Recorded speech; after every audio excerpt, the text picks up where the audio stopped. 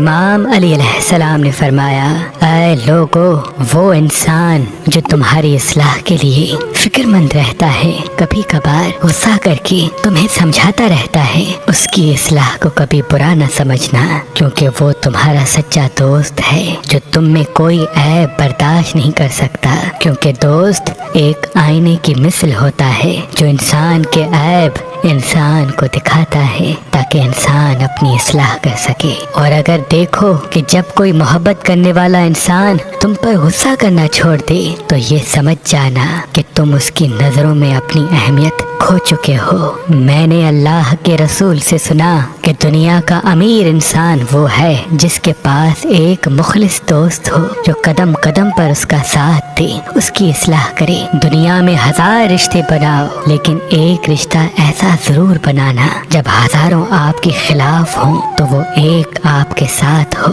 یاد رکھنا، دوستی اور محبت ان سے کرو جو نبھانا جانتے ہیں، نفرت ان سے کرو جو بھلانا جانتے ہیں، اور غصہ ان پر کرو جو منانا جانتے ہیں، اور غصہ ان پر کرو جو منانا جانتے ہیں۔